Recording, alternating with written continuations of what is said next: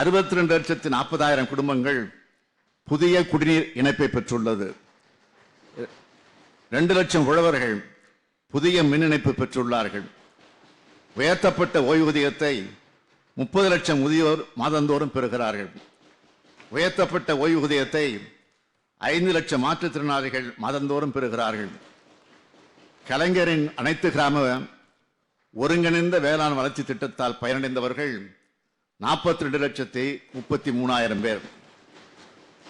முதலமைச்சரின் ஒருங்கிணைந்த மருத்துவ காப்பீடு தொகை உயர்ந்த பிறகு பயன்பெற்றவர்கள் 20,55,000 பேர். மீன்பிடி கால உதவித்தொகை பெற்றவர்கள் 4,86,000 பேர்.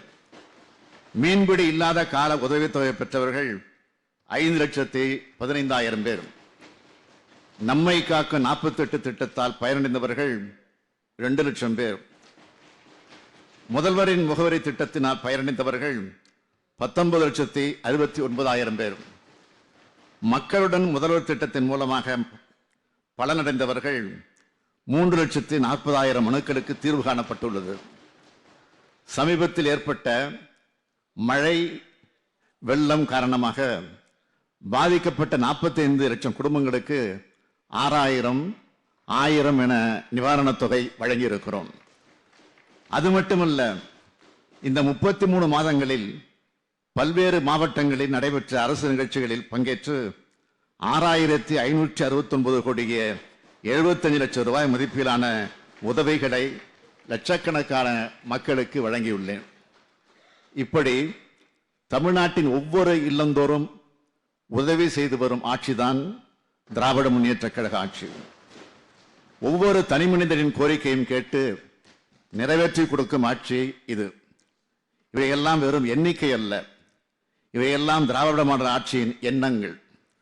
தமிழ்நாட்டில் சமூக சீர்திருத்த ஆட்சி நடைபெற்று வருவதன் அடையாளங்கள். மகளிருக்கு உரிமை தொகை, விடியல் பேருந்து திட்டத்தின் மூலமாக பெண்ணினத்தின் பொருளாதார சமூக நிலை உயர்கிறது. தன்னம்பிக்கையும் தற்சார்பு நிலையும் அவர்கள் அடைகிறார்கள். பெண்களின் சமூக பங்களிப்பு 40 விழுக்காட்டிலிருந்து 65 விழுக்காடாக உயர்ந்து விட்டது. உயர்கல்வி பெற வரக்கூடிய அரசு பள்ளி மாணவியருக்கு உதவித்தொகை தருவதன் மூலமாக 34 விழுக்காடு மாணவிகள் அதிகமாக கல்லூரிகளை நோக்கி வந்துள்ளார்கள்.